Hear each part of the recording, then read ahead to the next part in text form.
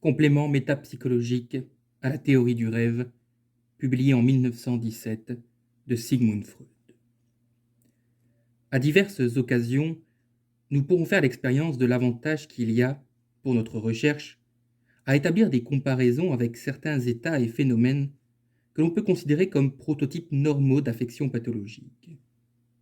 Parmi ceux-ci, on peut compter des états comme le deuil et l'état amoureux, mais aussi l'état du sommeil et le phénomène du rêve.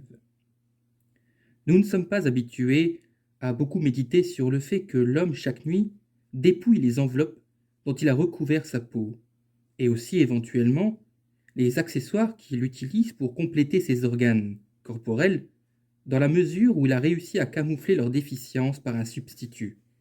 Lunettes, cheveux postiches, fausses dents, etc.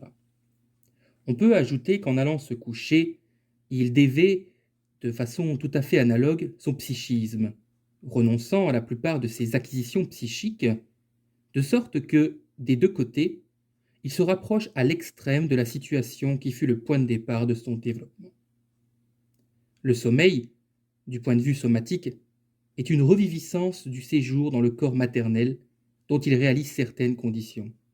Position de repos, chaleur et mise à l'écart de l'excitation. Bien des hommes reprennent même dans le sommeil l'attitude corporelle du fœtus. L'état psychique des dormeurs se caractérise par un retrait presque total du monde environnant et par la suspension de tout intérêt pour lui. Lorsqu'on étudie les états psychonévrotiques, on est chaque fois amené à mettre en évidence ce qu'on nomme les régressions temporelles, le quantum, propre à chacun d'eux, du retour en arrière dans le développement. On distingue deux régressions de ce type, celle qui concerne le développement du moi et celle qui concerne le développement de la libido. La seconde va, dans l'état du sommeil, jusqu'au rétablissement du narcissisme primitif, la première jusqu'au stade de la satisfaction hallucinatoire du désir. Ce qu'on sait des caractères psychiques de l'état de sommeil, on l'a naturellement appris par l'étude du rêve. Certes, le rêve nous montre l'homme, pour autant qu'il ne dort pas, mais il ne peut cependant manquer de nous dévoiler aussi, à cette occasion, des caractères du sommeil lui-même. L'observation nous a révélé certaines particularités du rêve qu'au premier abord, nous ne pûmes pas comprendre et qu'il nous est maintenant facile d'intégrer à nos connaissances. Ainsi, nous savons que le rêve est absolument égoïste et que la personne qui joue le rôle principal dans les scènes s'avérera toujours être la personne propre. Eh bien, c'est là une conséquence évidente du narcissisme de l'état de sommeil. Narcissisme et égoïsme se recouvrent en effet. Le mot narcissisme ne fait que souligner que l'égoïsme est aussi un phénomène libidinal, ou bien, pour s'exprimer autrement, le narcissisme peut être défini comme le complément libidinal de l'égoïsme. On comprend également les capacités diagnostiques du rêve qu'on reconnaît généralement en les tenant pour énigmatiques. Des souffrances corporelles débutantes sont souvent ressenties plus tôt et plus clairement qu'à l'état de veille, et toutes les sensations corporelles du moment se présentent grossies à une échelle gigantesque. Ce grossissement est de nature hypocondriaque. Il présuppose que tout investissement psychique a été retiré du monde extérieur sur le moi propre, et il rend alors possible la reconnaissance précoce des modifications corporelles qui, pendant la veille, seraient encore quelque temps passées inaperçues. Un rêve nous indique qu'il s'est produit quelque chose qui voulait perturber le sommeil, et il nous permet de saisir la façon dont on a pu se défendre contre cette perturbation. Finalement, le dormeur a rêvé, et il peut poursuivre son sommeil. À la place de la revendication interne qui voulait qu'on s'occupe d'elle, un événement externe est survenu, dont la revendication a été liquidée. Un rêve est donc aussi une projection, l'extériorisation d'un processus interne. Nous nous rappelons que nous avons déjà rencontré ailleurs la projection, au nombre des moyens de défense. Dans la phobie hystérique également, le mécanisme atteignait son point culminant lorsque l'individu pouvait se protéger, par des tentatives de fuite, d'un danger externe qui avait pris la place d'une revendication pulsionnelle interne. Mais nous nous épargnerons de donner une explication fondamentale de la projection jusqu'à ce que nous soyons arrivés à décomposer en ces éléments l'affection narcissique dans laquelle ce mécanisme joue le rôle le plus frappant. Mais de quelle façon, dans quel cas l'intention de dormir peut-elle être perturbée? La perturbation peut provenir d'une excitation interne ou d'une excitation externe. Considérons d'abord le cas le moins clair et le plus intéressant, celui de la perturbation venant de l'intérieur. L'expérience nous montre que ce qui excite à la formation du rêve, ce sont les restes diurnes, des investissements de pensée qui ne se sont pas soumis au retrait général des investissements, mais ont retenu, en dépit de celui-ci, une certaine quantité d'intérêt, libidinal ou autre. Ici, le narcissisme du sommeil a donc dû admettre d'emblée une exception, et c'est avec celle-ci que s'amorce la formation du rêve. Ces restes diurnes, nous en faisons connaissance dans l'analyse sous la forme des pensées latentes du rêve, et nous sommes forcés, d'après leur nature, comme en raison de l'ensemble de la situation, d'y reconnaître des représentations préconscientes, des ressortissants du système préconscient. Pour pousser plus avant notre explication de la formation du rêve, nous avons à surmonter certaines difficultés. Le narcissisme de l'état de sommeil signifie bien le retrait de l'investissement de toutes les représentations d'objets, aussi bien des parties inconscientes que des parties préconscientes de celles-ci. Si donc certains restes diurnes sont restés investis, on n'admettra pas sans réserve que ceux-ci acquièrent pendant la nuit assez d'énergie pour contraindre la conscience à leur prêter attention. On est plutôt enclin à admettre que l'investissement qui leur reste est beaucoup plus faible que celui qui leur appartenait pendant la journée. Sur ce point, l'analyse nous épargne de plus amples spéculations en nous démontrant que ces restes diurnes, s'ils veulent se mettre au rang des formateurs du rêve, doivent recevoir un renforcement qui trouve sa source dans l'émotion pulsionnelle inconsciente. Cette hypothèse ne présente d'abord pas de difficulté, car nous devons croire que le niveau de la censure entre préconscient et inconscient est très abaissé dans le sommeil, la circulation entre les deux systèmes étant donc plutôt facilitée. Mais une autre difficulté ne peut être passée sous silence. S'il est vrai que l'état narcissique du sommeil a eu pour conséquence le retrait de tous les investissements des systèmes inconscients et préconscients, il n'est plus possible que les restes diurnes préconscients tirent un renforcement d'émotions pulsionnelles inconscientes, celles-ci ayant elles-mêmes abandonné leur investissement au moins. La théorie de la formation du rêve débouche ici dans une contradiction, à moins qu'elle ne soit sauvée par une modification de l'hypothèse sur le narcissisme du rêve. Une hypothèse limitative du même ordre ne peut non plus être évitée dans la théorie de la démence précoce, comme il apparaîtra ultérieurement. On ne peut que l'exprimer ainsi. La partie refoulée du système inconscient n'obéit pas au désir de dormir provenant du moi. Elle conserve son investissement entièrement ou en partie, et d'une façon générale, elle s'est acquis, par suite du refoulement, un certain degré d'indépendance à l'égard du moi. Une autre conséquence, c'est qu'un certain quantum de dépenses de refoulement devrait également être maintenu en éveil tout le long de la nuit afin de parer aux dangers pulsionnels, bien que l'inaccessibilité de toutes les voies qui mènent à la libération d'affect et à la motilité puisse diminuer considérablement le niveau du contre-investissement nécessaire. Nous pourrions donc dépeindre ainsi la situation qui conduit à la formation du rêve. Le désir de dormir cherche à faire rentrer tous les investissements envoyés à partir du moi et à établir un narcissisme absolu. Cela ne peut réussir que partiellement, car le refoulé du système inconscient n'obéit pas au désir de dormir. Une partie des contre-investissements doit donc aussi être maintenue en éveil, et la censure entre inconscient et préconscient doit persister, même si ce n'est pas avec toute sa force. Aussi loin que s'étend la domination du moi, tous les systèmes sont vidés d'investissement. Plus les investissements pulsionnels inconscients sont forts, plus labile est le sommeil. Nous connaissons aussi le cas extrême où le moi renonce au désir de dormir, parce qu'il se sent incapable d'inhiber l'émotion refoulée, libérée pendant le sommeil. En d'autres termes, il renonce au sommeil parce qu'il a peur de ses rêves. Plus tard, nous nous rendrons compte des importantes conséquences qu'entraîne l'hypothèse de l'insubordination d'émotions refoulées. Continuons pour le moment à étudier la situation qui correspond à la formation du rêve. Nous devons prendre en considération une seconde sorte d'effraction dans le narcissisme, l'éventualité. Mentionné plus haut, que quelques-unes des pensées diurnes préconscientes se montrent elles aussi résistantes et retiennent une partie de leur investissement. Les deux cas peuvent être dans leur fond identiques.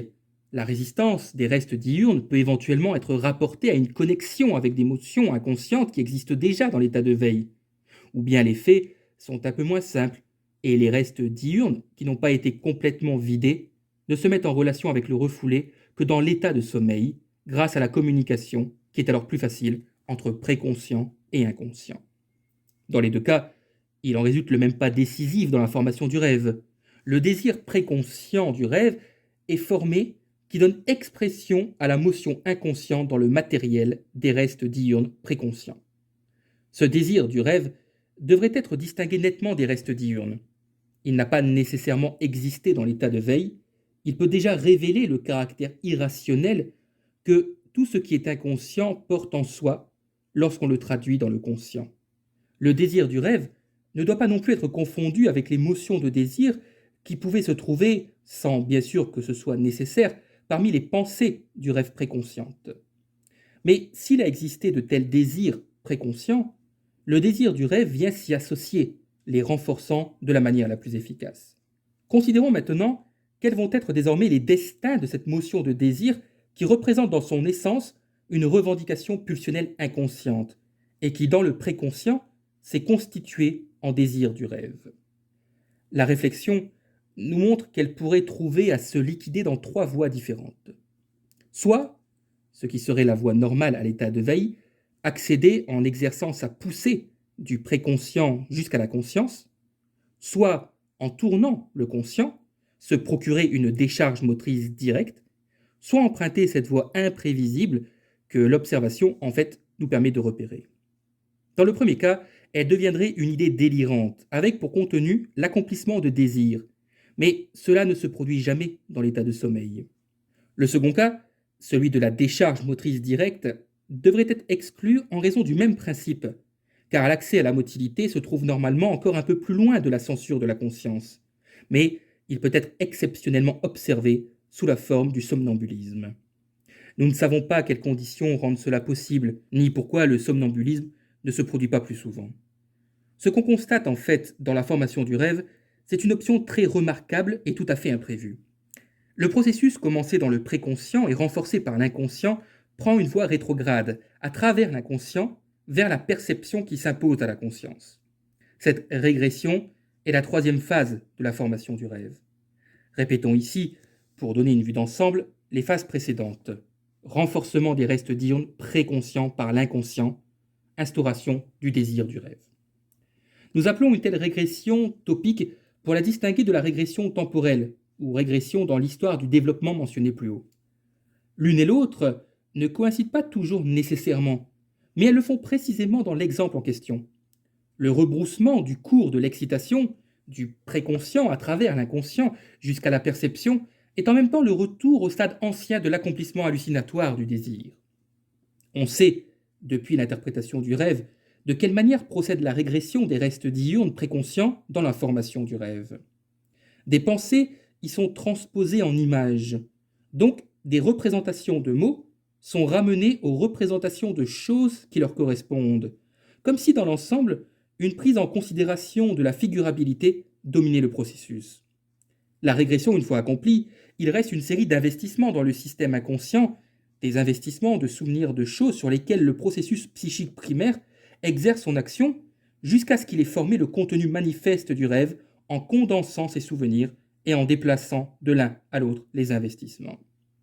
C'est seulement lorsque les représentations de mots parmi les restes diurnes sont des restes frais et actuels de perception et non pas l'expression de pensée qu'elles sont traitées comme des représentations de choses et subissent en elles-mêmes les effets de la condensation et du déplacement.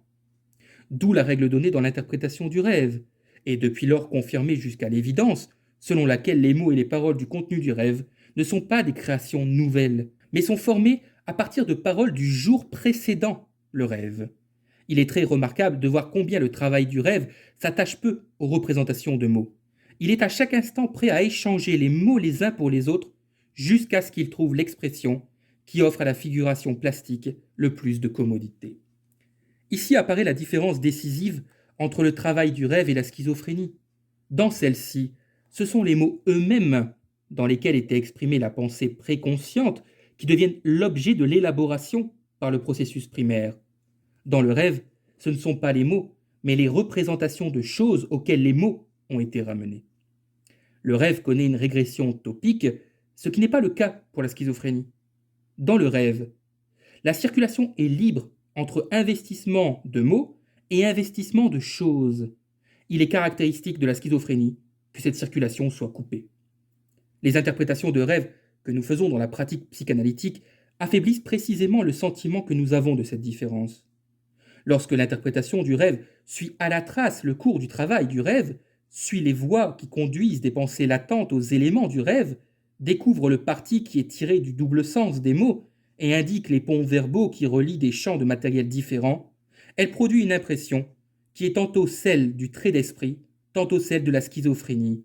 Et elle nous fait alors oublier que toutes les opérations portant sur des mots ne sont pour le rêve qu'une préparation à la régression aux choses. L'achèvement du processus du rêve tient en ceci que le contenu de pensée, transformé par régression et remanié en un fantasme de désir, devient conscient comme perception sensorielle, subissant alors l'élaboration secondaire à laquelle tout contenu perceptif est soumis.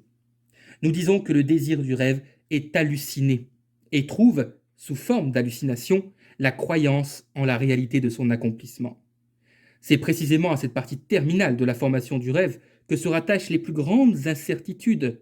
Pour les élucider, nous allons comparer le rêve aux états pathologiques qui lui sont apparentés. La formation du fantasme de désir et sa régression à l'hallucination sont les parties les plus essentielles du travail du rêve. Mais elles ne sont pas sa propriété exclusive. Au contraire, on les retrouve dans deux états morbides, la confusion hallucinatoire aiguë, ou amentia, et la phase hallucinatoire de la schizophrénie. Le délire hallucinatoire de l'amentia est un fantasme de désir clairement reconnaissable, souvent tout à fait organisé, comme une belle rêverie diurne. On pourrait parler, d'une façon tout à fait générale, d'une psychose hallucinatoire de désir, et la retrouver également dans le rêve et l'amentia. On rencontre aussi des rêves qui ne sont faits de rien d'autre que de fantasmes de désir très riches et non déformés. La phase hallucinatoire de la schizophrénie est moins bien étudiée. En règle générale, elle paraît être de nature composite, mais pourrait correspondre pour l'essentiel à une nouvelle tentative de restitution qui vise à ramener l'investissement libidinal aux représentations d'objets. Je ne puis pas étendre la comparaison aux autres états hallucinatoires qu'on rencontre dans diverses affections pathologiques, parce que je ne dispose pas, dans leur cas, d'une expérience personnelle et ne puis utiliser celle des autres. Qu'il soit bien clair pour nous que la psychose hallucinatoire de désir, dans le rêve ou ailleurs, aboutit à deux résultats qui ne coïncident en aucune façon. Elle n'amène pas seulement à la conscience des désirs cachés ou refoulés, mais elle les figure aussi, avec une croyance entière comme accomplie. Il convient de comprendre la rencontre de ces deux faits. On ne peut absolument pas affirmer que les désirs inconscients devraient, une fois qu'ils sont devenus conscients, être tenus pour des réalités, car on sait que notre jugement est tout à fait capable de distinguer des réalités, de représentations et de désirs si intenses soient-ils. Par contre, il semble justifié d'admettre que la croyance en la réalité est liée à la perception par les sens. Une fois qu'une pensée a trouvé la voie de la régression jusqu'aux traces mnésiques d'objets inconscientes, et de là jusqu'à la perception, nous acceptons sa perception pour réelle. L'hallucination implique donc la croyance en la réalité.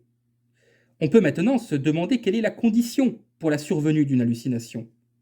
La première réponse serait « c'est la régression », de sorte qu'on remplacerait la question de l'origine de l'hallucination par celle du mécanisme de la régression.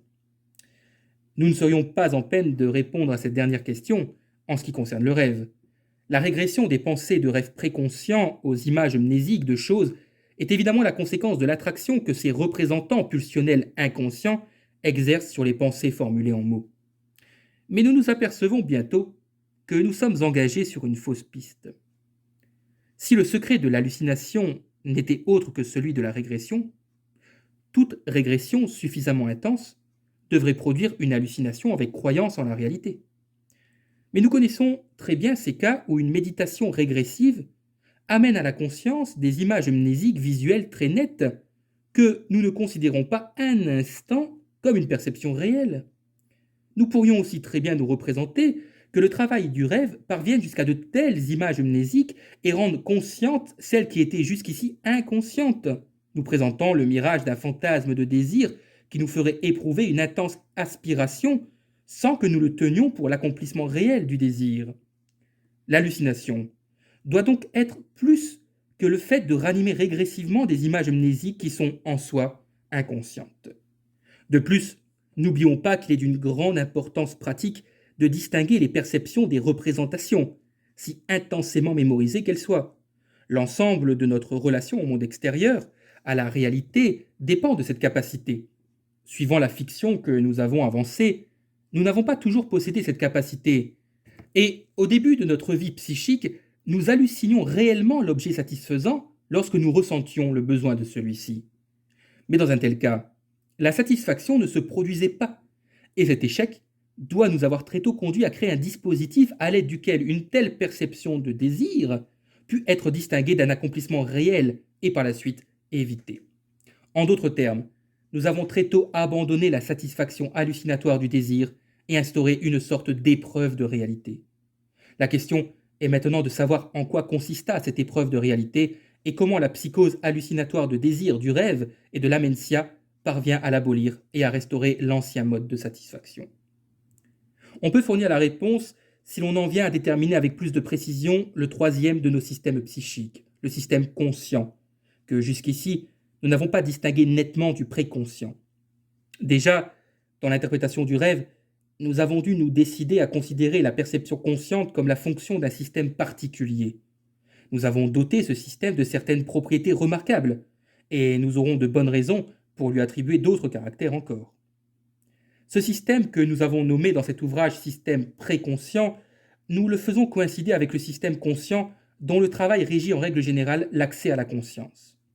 Mais malgré tout, le fait de devenir conscient ne coïncide pas pleinement avec l'appartenance à un système, puisque nous avons appris que nous pouvons apercevoir des images mnésiques sensorielles sans qu'il soit possible de leur assigner une localisation psychique dans le système conscient ou préconscient. Mais nous pouvons encore repousser l'examen de cette difficulté jusqu'à ce que nous puissions placer le système conscient lui-même au centre de notre intérêt. Dans le présent contexte, on peut nous accorder cette hypothèse. L'hallucination consiste en un investissement du système conscient, investissement qui ne se produit pas comme il serait normal de l'extérieur, mais de l'intérieur. Et elle a pour condition nécessaire que la régression aille jusqu'à atteindre ce système lui-même et puisse ainsi se placer au-delà de l'épreuve de réalité. Dans un contexte antérieur, nous avons considéré que l'organisme encore en état de détresse avait la capacité de se procurer une première orientation dans le monde grâce à ses perceptions, en distinguant dehors et dedans selon leur relation avec une action musculaire. Une perception qu'une action peut faire disparaître est reconnue comme extérieure, comme réalité. Si cette action ne change rien, c'est que la perception vient de l'intérieur du corps, elle n'est pas réelle. C'est une chose précieuse pour l'individu de posséder un tel signe distinctif de la réalité, signe qui est en même temps un moyen de se protéger de la réalité. Et il voudrait bien être pourvu d'un pouvoir semblable contre ces revendications pulsionnelles souvent inexorables. C'est pour cela qu'il se donne tant de peine pour déplacer à l'extérieur, pour projeter ce qui venant de l'intérieur lui devient important. Cette fonction d'orientation dans le monde grâce à la distinction entre intérieur et extérieur, nous devons l'attribuer au seul système conscient, maintenant que nous avons disséqué de façon poussée l'appareil psychique. Le conscient doit disposer d'une innervation motrice qui permet de décider si on peut faire disparaître la perception ou si celle-ci se révèle résistante. L'épreuve de réalité n'a pas à être autre chose que ce dispositif. Nous ne pouvons rien énoncer de plus précis à ce sujet, car nous connaissons trop mal la nature et le mode de fonctionnement du système conscient. Nous poserons l'épreuve de réalité comme l'une des grandes institutions du moi, à côté des censures dont nous connaissons l'existence entre les systèmes psychiques, et nous escomptons que l'analyse des affections narcissiques nous permettra de découvrir d'autres institutions du même genre. Par contre, dès maintenant, la pathologie peut nous apprendre de quelle façon l'épreuve de réalité peut être abolie ou mise hors d'activité, et cela nous le verrons d'une façon plus indubitable dans la psychose de désir, l'amentia, que dans le rêve. L'amentia est la réaction à une perte que la réalité affirme, mais que le moi doit dénier, parce qu'insupportable. Le moi rompt alors la relation à la réalité. Il retire au système des perceptions, au système conscient, l'investissement, ou peut-être pour mieux dire un investissement dont la nature particulière pourra faire l'objet d'une recherche supplémentaire. Le moi se détournant ainsi de la réalité, l'épreuve de réalité est mise à l'écart. Les fantasmes de désir peuvent pénétrer dans le système et sont de là reconnus comme une meilleure réalité. Un tel retrait peut être mis au nombre de processus de refoulement. La Mencia nous présente le spectacle intéressant d'un moi faisant scission d'avec un de ses organes, celui qui était peut-être son plus fidèle serviteur et qui lui était lié de la façon la plus intime. Ce qui dans la Mencia est le résultat du refoulement est dans le rêve l'effet d'un renoncement spontané. L'état de sommeil ne veut rien savoir du monde extérieur, il ne s'intéresse pas à la réalité, ou ne s'y intéresse que dans la mesure où l'abandon de l'état de sommeil, le réveil, est en cause. Il retire donc aussi l'investissement du système conscient, de même que des autres systèmes, préconscients et inconscients, pour autant que les positions qui s'y trouvent obéissent au désir de dormir. Avec cet état de désinvestissement du système conscient, la possibilité d'une épreuve de réalité est abandonnée, et les excitations qui, indépendamment de l'état de sommeil, ont pris la voie de la régression, trouveront cette voie libre jusqu'au système conscient, dans lequel elles prendront la valeur d'une réalité incontestée. En ce qui concerne la psychose hallucinatoire de la démence précoce, nos considérations nous amènent à conclure qu'elle ne peut pas appartenir aux symptômes initiaux de l'affection.